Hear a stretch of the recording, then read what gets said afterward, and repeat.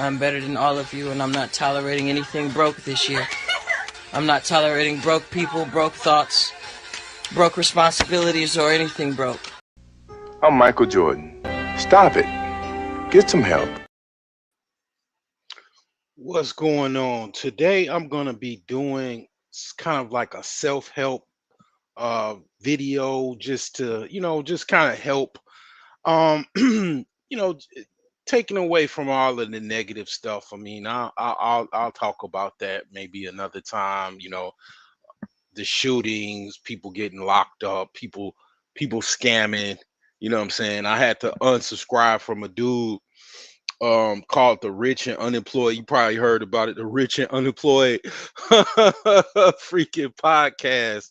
Turns out dude was basically he wasn't unemployed. He was basically rich and scamming the federal government basically. And I mean pretty much um that was crazy. But yeah, he basically had took out a PPP loan for $10 million, and he had a business after the fact. Like, had he got a $10 million SBA loan, he wouldn't have gotten sent to federal prison. It would have been totally legal. But he got a PPP loan and then actually had a pretty good podcast. I mean, the dude had everybody on his podcast. It seemed like he was totally legit. The freaking video started off with him driving a Ferrari through the streets of Atlanta. I mean, it's just like, man, it's just, it just, hey, man, y'all got it, man. Come, I mean, y'all got it, man. Y'all wanna keep scamming, man. The federal government, man. I'm gonna tell you, you better off scamming, the banks or something else like that than actually. Well, the banks is part of the federal government, so you can't do nothing there, man. um nah, man, you gotta do something else, man. That's too big of a target, man. Y'all learn though one day. But anyway, this is not what that's about. Okay, I'll talk about all of that later. You know what I'm saying? This is gonna be a few ways. Like, if you got like less than $10,000, like either liquid or hard assets, like, this is the video for you. So, like, basically, liquid currency is cash, any money in a bank account, any money on a debit card, credit card. That's liquid. It's basically called liquid because you can actually utilize that currency to make a transaction right away. Hard currency, anything like clothes, uh real estate, cars, art, jewelry, those things are harder to actually turn into liquid. That's why they're called hard assets, because it's harder to actually use for actual currency. Not impossible, but hard to actually convert to liquid assets. So basically, if you don't have either the one, this is the video for you. Okay, I'm gonna get right into it. Okay, first of all, I mean, if you haven't got my book, I mean, that's the obvious thing that you need to, get my book. It's Millionaire Savings Plan. It's on Amazon.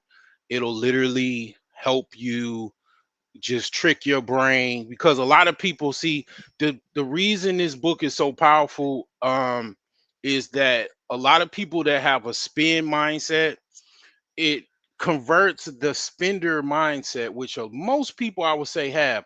I would say most people have a spender's mindset versus a saver's mindset. So this helps you kind of cheat your own brain to actually become more saver. Okay, and save more money. And this is how critical this book is, as far as to actually get you to save. On Amazon, also on brokegeniuses.com. It's an actual system, and it's also a strategy. It's a challenge, and it's a challenge that comes with rewards. Like, for example, whatever step that you get on, you get yourself a reward. Okay. So I'm still working on this myself. I just recently got my first offer on my property. It was a low ball offer, but it was an offer nonetheless. And basically, I have some plans as far as I'm definitely going to reward myself after I sell my property. That's just one example. It gets harder. The Let me put this back up. It gets harder the higher steps you go. See, like I'm right now in this green ribbon right here where steps 7 through 9 gets kind of difficult at this point. And obviously you just gotta flip the money to get it to higher, or you gotta invest and get it higher. So it gets challenging, but it's not impossible. But when I first started this challenge, I was literally, and I documented this, I was on step 1 through 3. So in about, let's say, 5 years, I've jumped all the way to 7 and 9. Okay. So I'm pretty much like really only got about a couple more ribbons to go. All right. And hopefully I don't sign up for a PPP loan, because then I then I'll have to go to prison and start over. um, but nonetheless, man, this is, like I said, that's definitely rule number one. Get that book, The Millionaire Savings Plan. That is just, it's only $20 for the paperback. If you got a Kindle, or if you want the ebook, it's only $10. Okay, get that book. That's definitely, man, that's definitely gonna help you a lot, get your savings up. Okay, so that's put that out there. Let's get right into it. So you got less than $10,000 of savings. You just basically, if you lost your job, you'll basically be in a bad situation because you don't have any savings. Okay, $10,000 savings is like, okay, kind of like an emergency fund. It'll be like probably couple months of expenses in case you lost your job. So that's the equivalent of what $10,000 is. That's not that much. It's just kind of like, I would say a 3 month, depending on your expenses, about a 3 month emergency fund. Might be 1 month, but depending on the person. But that's what that is. So anyway, without further ado, just get right into it. What you want to do, if you got this issue, you want to utilize the I would say the two income, utilize a two income system. Okay, a two income system. What do I mean by this? Okay, utilize a 10 two income system. That's first off. So you got a job. Most people probably have a 9 to 5 or something like that. You don't you don't want to be comfortable just you working your 9 to 5. You trying to, boost up your money. So you're gonna have to try to train your brain to, okay, after 5 o'clock, I'm gonna do something. I don't care if it's start a YouTube channel. I don't care if it's basket weave. I don't care if it's crocheting. I don't care if it's growing tilapia or shrimp in your basement, utilizing a garden and trying to grow some fruit so you can take it, or vegetables and fruit to take it to the farmers market. I don't care what it is. You need to do something else besides your job. Utilize basically a 24-hour cycle where you working, instead of 8 hours, you're working 16 hours, because you got, basically, you kind of trapped into whatever you make from your job. In order to kind of give yourself some like rocket boosters, you got to make some more money. And that could be doing deliveries, that could be doing like, doing, like, if you can get your realtor's license, selling real estate, like in conjunction with your job, whatever it is, you got to kind of do something else. DoorDash, Uber Eats, Lyft, whatever you feel comfortable doing. Instead of 9 to 5, you got to go literally 9 to 5 to 5 to like 12 o'clock or 11 or 1 o'clock, something like that. I call it AMG and M5, 5 to midnight. So, like, if you remember those two cars, those are luxury cars. AMG, which is I call a morning AM gangster, and then midnight to 5. That's the BMW, the M5, basically 5 to midnight.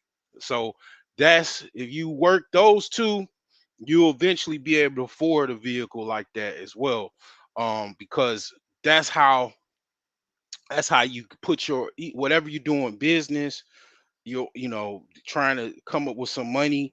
That's how you put rocket boosters on whatever type of opportunity you want as far as to get some more money. That's how you do it. You work that 18-hour shift. You kind of turn yourself into a robot. It might be very, very difficult to do, but you won't ever have to worry about. This is also how you fight poverty. This is how you fight low incomes, problems. Just working, a two income system. It might take the second income, whatever you do, a long time to actually make some money. If you're doing something like a hobby or something like that, and you might do something else, and then it turns out to make more money than what your regular day job is. So this is like the first thing you want to do. You want to utilize some type of two income or multiple income system. They say the average millionaire has about 7 streams of income. That's according to, I think, the US labor statistics or something like that. So having two incomes is nothing. Like the average millionaire has about 7 streams of income. Even writing a book and getting book royalties is income. Okay. So that's first order of business. Utilize the two income system. The second thing is you want to also you want to trim your budget. Trim your budget. So a lot of people don't think they don't want to minimize their lifestyle. Nobody wants to minimize their lifestyle because they don't want to they want to have constant fun. Some people that don't have a lot of money, they feel as though just because they don't have a lot of money, they still feel like they shouldn't be left out in life and all of that. Well, unfortunately, you're not rich yet. Okay. And a lot of people, they try to pretend like they're rich, in order to fit in, whereas rich people are actually being rich or wealthy, right? They're not trying to pretend. They actually are doing what it takes to be rich. Like, for example, they're not necessarily just using credit to look rich. Like, a lot of people, that's what they do. They use credit to look rich. Actually, rich people are using credit to get rich. So, for example, you think of the average person that's getting a fancy car and they got a car note, and you know this person probably even lives in an apartment, and they have this fancy car, and it's like, well, we know you live in an apartment in the hood. Why do you have this fancy car? For what? To pretend like you're doing better than what you actually are, right? I mean, it's stuff like that you kind of have to cut out. Like, you have to actually Like, the goal is to actually be, not look like you are. The goal is to be, not to pretend. It's to actually be, that actual reality. So that's what you accomplish by trimming your budget, cutting out entertainment, cutting out anything that's waste, looking at your budget and actually cutting these things out. Okay, that's the goal.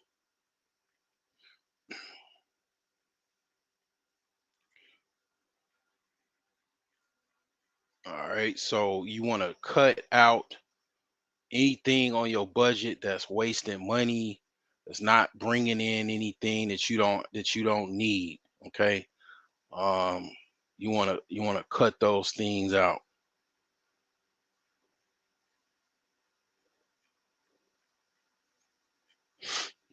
That's like the second order of business. Anything that you don't need, cut it out. If you trying to, if you need to, get your money up, the a lot of things is hard to do as far as making more money and get more money, but it's a lot easier to actually trim the budget, or your budget that you already have, because all it takes is you to cut some things out that you might have, some subscriptions to some things that you don't really need. You might have some type of you know even clothes that you don't need anymore that you could sell. You could sell on Poshmark or eBay. You might have stuff laying around that you don't need. Like, for example, a lot of the stuff I have around my house, I actually have to get rid of it. I have to sell it because I can't take all of this stuff with me. All of this stuff that I have, I can't necessarily bring it with me. So I have to sell as much as I possibly can, to basically, get rid of all of this stuff. And the end result is basically, I'm basically going to get the money from that. Okay. The this is right here. The cheat code is using credit to actually get rich versus using credit to look like you're already rich. Most people are on the right side of this. This is what I was trained.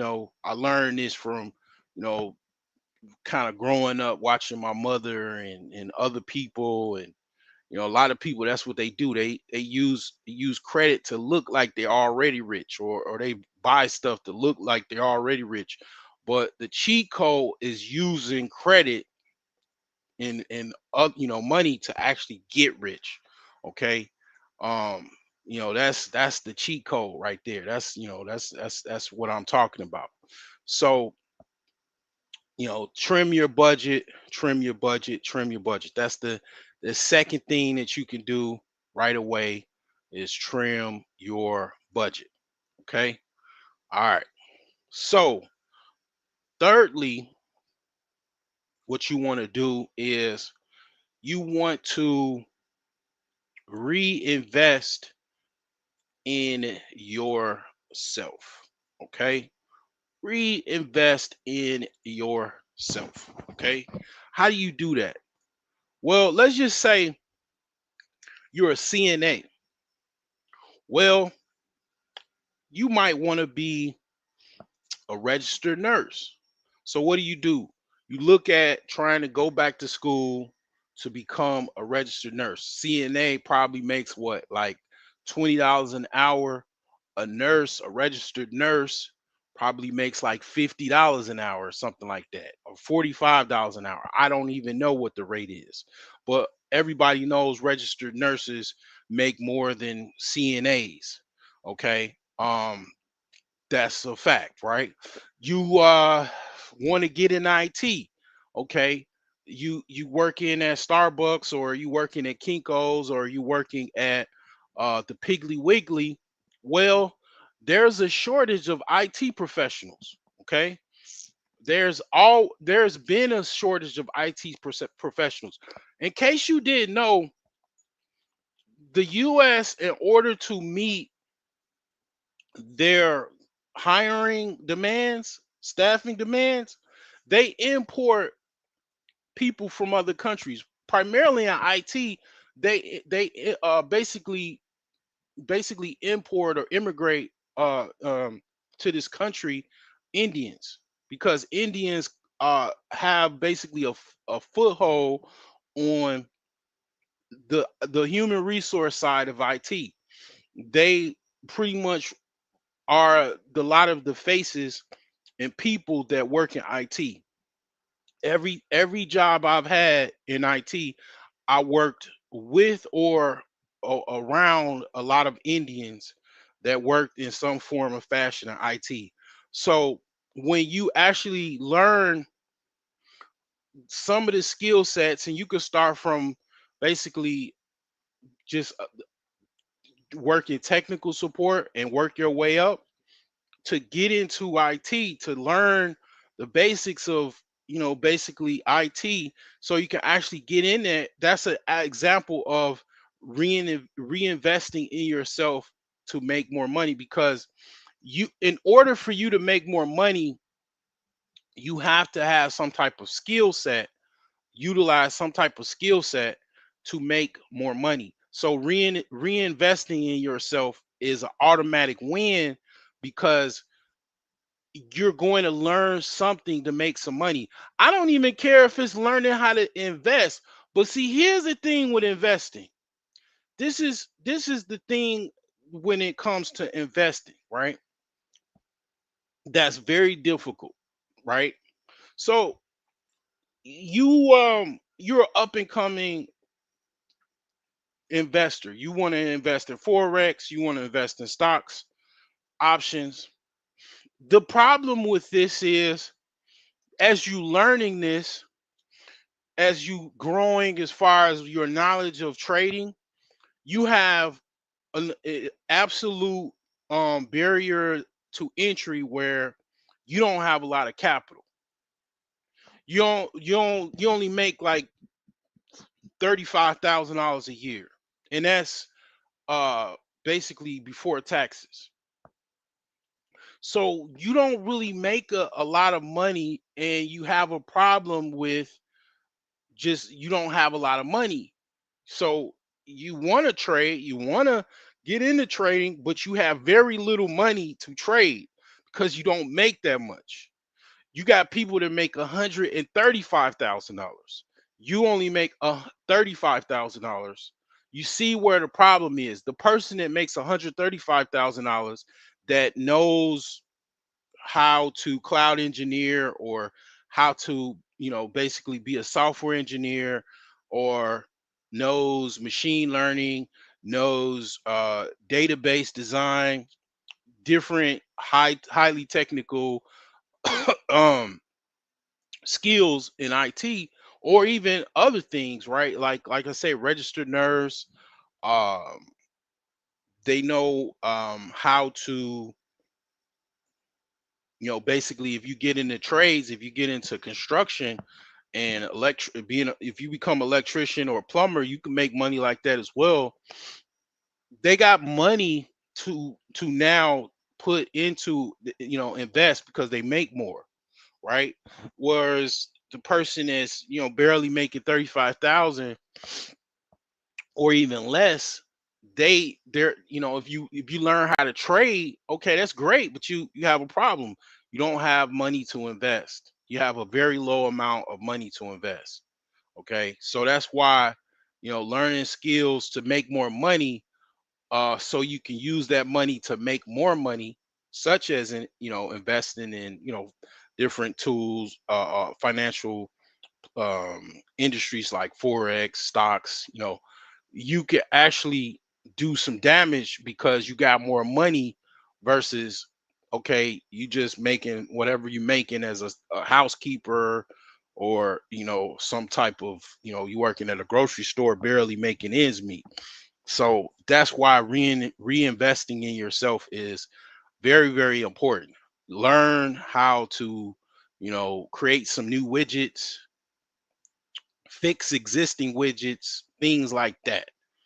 Just, I mean, it could even just be like watching some YouTubes, like learning how to be a mechanic. Like, do you know, if you could learn how to fix cars, you can buy cars that nobody wants because they can't fix it, and you could buy them for dirt cheap, fix them up, and then resell them. Like that, what is that called? Like, it takes time, it takes some understanding of automotives, it takes, some understanding of automotive technology, so on and so forth. And then you could basically take that and make money flipping cars, fixing them up, or even fixing them up for other people, and making some money. Okay, so that's like number three: reinvest in yourself. Okay, now here is the kind of like what I'm leaning into when I'm talking about this. Is basically what you want to do also is learn how to invest. Okay, learn how to invest. Okay, like I had to learn how to invest. Learn how to invest. What do I mean, learn how to invest? Primarily real estate, stocks, forex, crypto.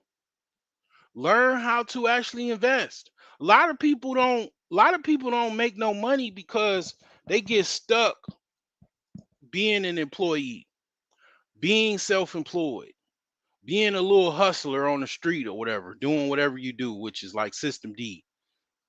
And it's like this investment side right here on the right here, learning how to actually take a dollar and buying something, and then it go up to $10 or whatever. That's very, very, that's like the secret of the rich and wealthy. That's how the wealthy get rich, and how the wealthy get wealthy, like by being an investor, by investing in something, you know taking some money, putting it into some stock, because you learn how to research, you learn how to set your stop loss, you learn how to you know find stocks through screenings, and basically you take that little money that you make, and you could make more money with it, right? A lot of the times our parents and grandparents, this wasn't readily available. It was very difficult to put money in a brokerage account because people just didn't have access like that. Because of the internet, because of the availability of different apps, being trading online is readily available at your fingertips. It's a lot easier, but a lot of people are still not doing it because of whatever reason. But they don't most likely know how to invest. Okay, know how to find entries, and knowing when to exit those entries, whether it be stocks, whether it be forex, whether it be crypto, um those, and even real estate. I'm gonna be honest, real estate is kind of difficult, but once you learn real estate, you can literally be unstoppable. Like for myself, when I first started, I didn't know hardly anything. Now I know a lot. Like people, basically, I would say everybody should learn real estate because you got to live somewhere. Everybody should know the inner workings of a house, the components of a house, and what it costs to build a house, what it costs to basically buy what material costs, those things is like, I think that should be essential for everybody, because unless you want to live outside in a tent, like, you're gonna have to live somewhere. And ideally, learning about houses, about some place you're probably gonna live, one day, if you don't already, like, that should be key. And once you take that, you basically learn, okay, all right, I could buy houses, fix them up. I could buy houses nobody really wants. I could fix them up, and then I could resell them, because basically people want a house that's already renovated. They want, basically, the same person, you know, they'll buy, like, let me just kind of, I'm very much more of a visual person myself. I'm gonna show you. Let's look at some houses in a hot market. I'll put Valparaiso, Indiana. Okay, because Valparaiso is a very hot market. Okay, so let's look at some real estate, because this is, it's basically, um it's better for me to show you than to just talk about it, right? So, as you can see, let's go put in house. Let's put in lowest price. Okay, let's hide. Or we don't have to hide anything. Okay, so uh, mm,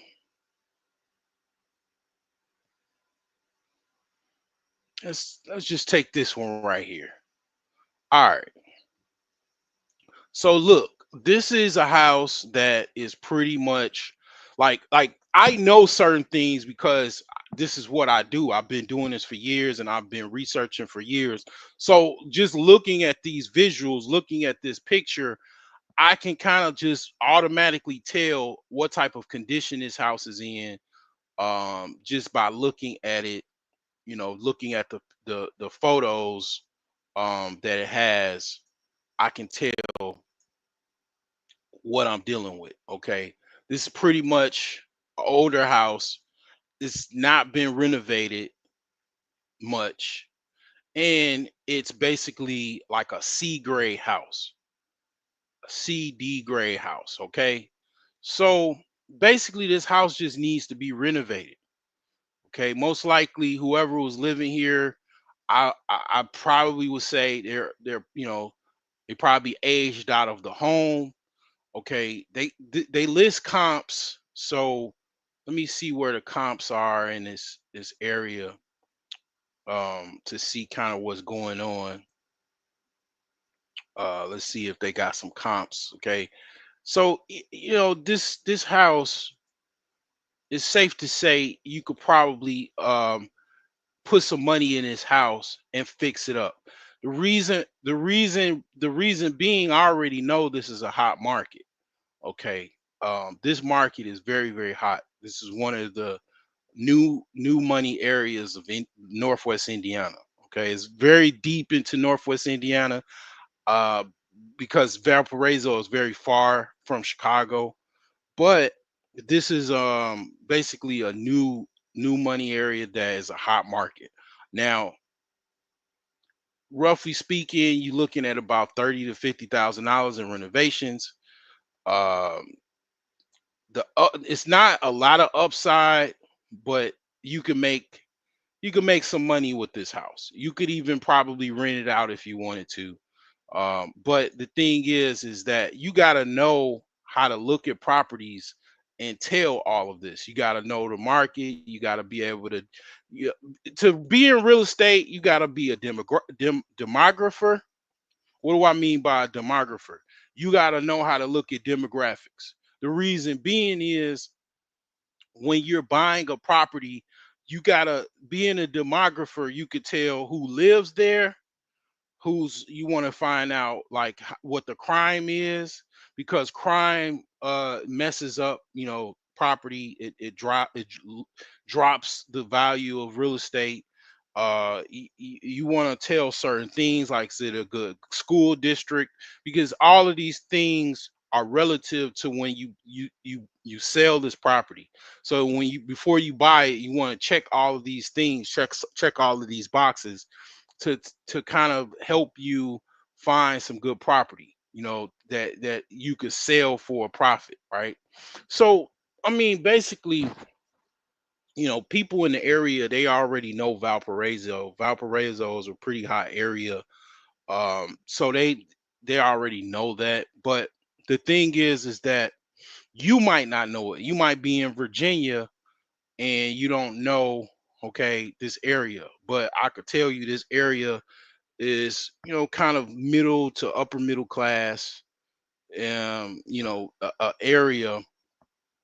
and this is an older area of Valparaiso, but this house just needs renovations.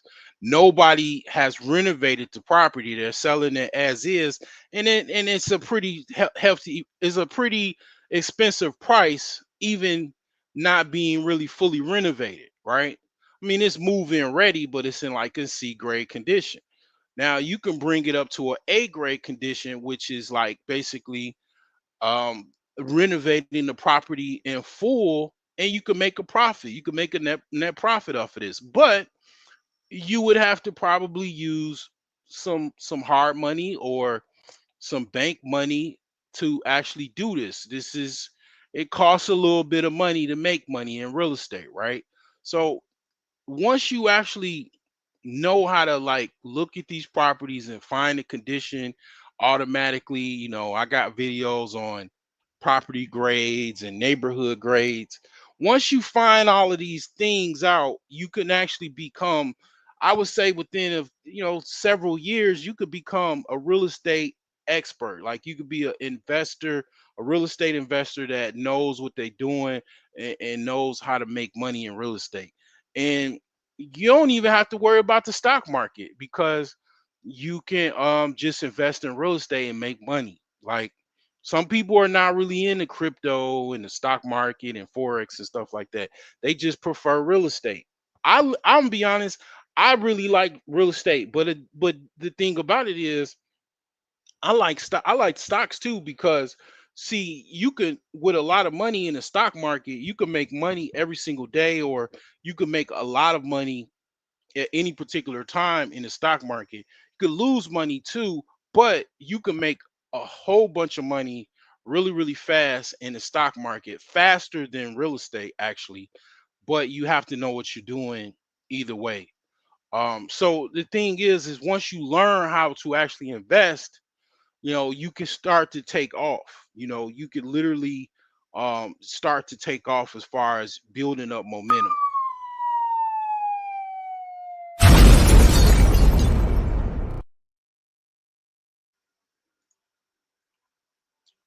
You know, So learning how to invest is very, very important.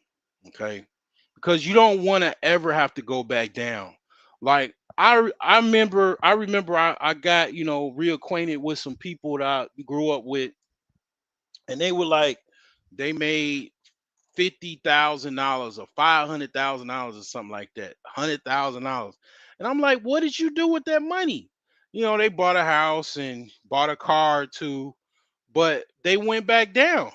They like certain monies that you like, if you get like anything over $10,000, like $50,000, definitely, you should never go back down. You should never, like, if you got 50,000, $100,000, you should never go back down. It should be no reason that you should go back down. And the reason why a lot of times people go back down is because of this right here. They're using the money to look like they're already rich. You are not rich yet. You don't really start to take off until you get over like 5 to 10 million dollars, to be honest. Because like, even if you get $1 million, you're gonna spend a lot of that on a house, a whole bunch of cars, and then you broke again. But when you get like $5 to 10 million, if you do it right, like you just buy you a regular house or nice house, couple cars, you still probably got a, you know, several $1 million left. You just got $1 million. You know, you could blow that. You can blow right through that, and then next thing you know, you're trying to get a job. You know, trying to get a job again. So you don't really start really taking off till you get like cross like $5 to $10 million. Now, thing is that that's why a lot of times I say like when you get certain amounts of money, you should never go back down. It should be that's well enough more than enough momentum for you to actually just take that money, reinvest it, keep reinvesting. So next thing you know, you got, you know, a couple 100,000, half a million, a million or more. You should never use that. But you got to train your brain. The key is train your brain to use that money to get more money. See, the reason why people are disillusioned and have given up in their mind is because this is why. Because the wealthy, they already are rich. They already are super uber rich. They they go to sleep and they making money. They go have sex with, like, you could be. I'm gonna tell you how tripped out this is, right? How momentum works, right?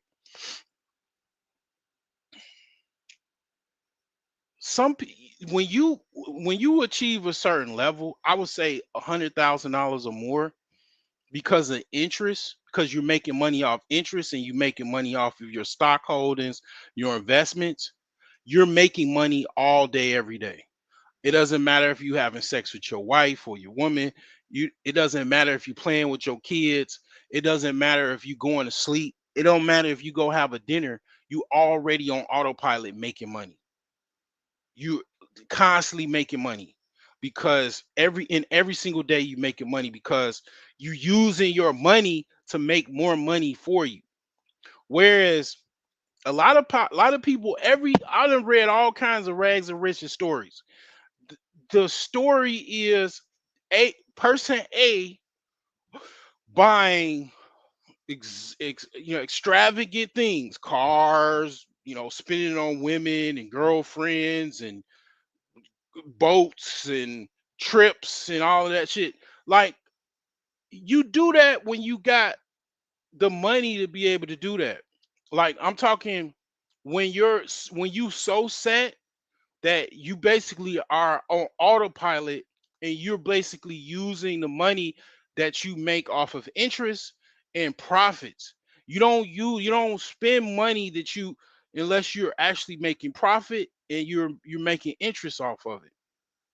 A lot of people, what they do is they blowing principal, they blowing the money that they have not set up to make them more money yet.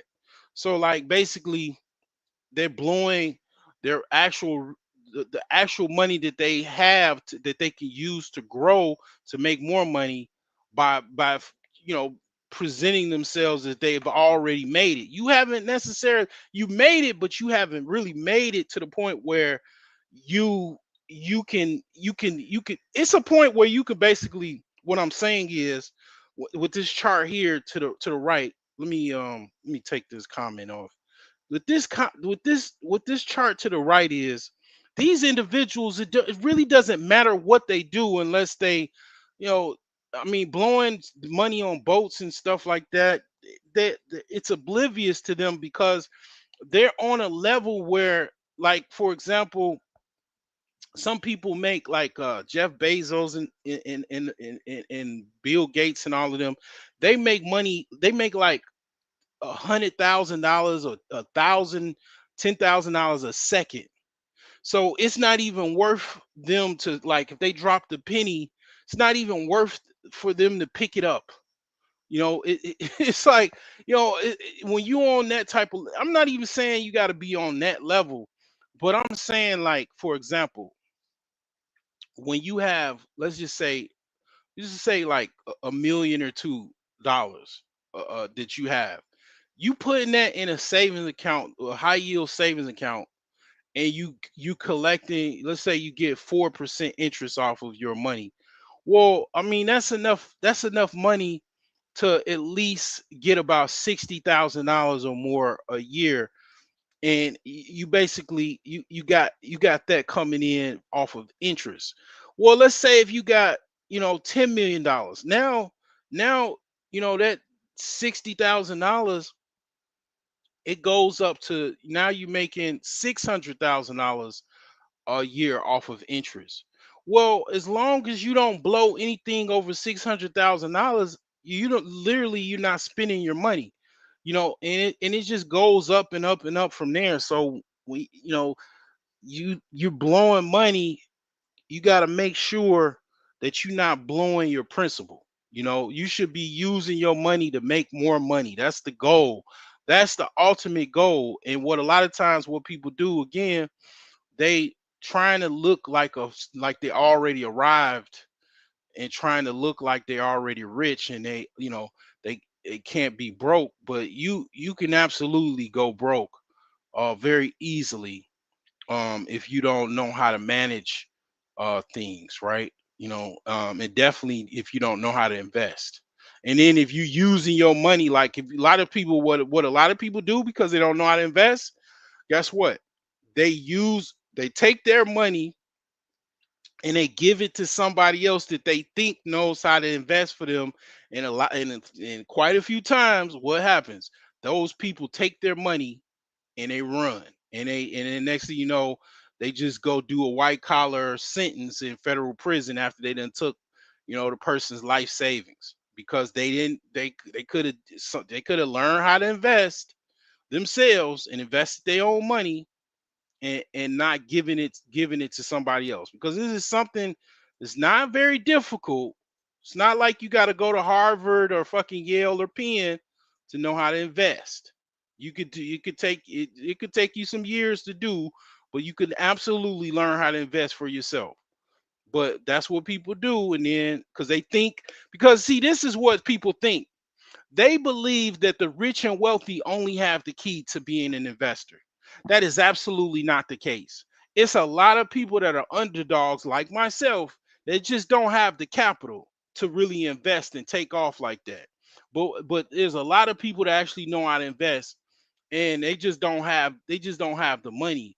It is not a thing where, one of the things that people think, because they still have a hierarchical model based off of kings, queens, and uh you know um monarchy, the monarchy system. They believe that the rich and wealthy are actually the key holders of who can actually be rich and who knows how to get rich and who knows how to get wealthy. Now, don't get me wrong, those that are it, they do know quite a bit, but they're not the masters of knowing all things wealthy and rich. Like, it's a lot of people that just don't have the capital that absolutely know quite a bit. They are not just the only ones just because they're rich and wealthy already that knows how to invest. It's a lot of people that are not quote unquote rich and wealthy that know how to invest. They just don't have a lot of money. So what a lot of people do, they have a poor mindset that they believe that the rich and wealthy already are the only ones that have the keys to knowledge of investing. So they get money and then they give it to them, and then next thing you know, some of them take their money and run, take their money and steal it from them.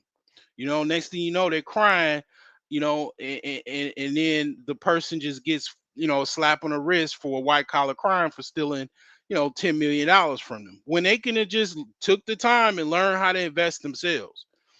I don't worship rich and wealthy people. I don't worship oligarchs and plutocrats. Some people do. Some people, don't get me wrong, some people do. And it goes into some other stuff and all of that. I do not. Those people are regular people. A lot of those people are a combination of being self-taught and people inheriting assets from their ancestors. Okay. Um, I don't look at those people as like, oh, they holier than now and omnipotent and they're the only ones They hold the only key to wealth and riches, and yes, I trust them with my money. No, you're a fool, and if you believe that, if you were taught to believe that, you're a fool, and everybody else that taught you that. So anyways, this is what you do, man. If you have less than $10,000 in savings, if you have some other things that you want to add, please don't be afraid to uh put that in the comment section of this video. All comments are welcome.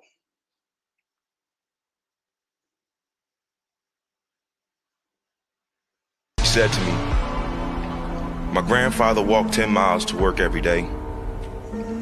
My father walked 5. I'm driving a Cadillac. My son is in a Mercedes. He said my grandson will be in a Ferrari. But he said my great-grandson will be walking again. So I asked him, I said, well, why is that? And he said to me, tough times create strong men. Strong men create easy times. Easy times create weak men. Weak men create tough times. He said to me, many will not understand, but you have to raise warriors.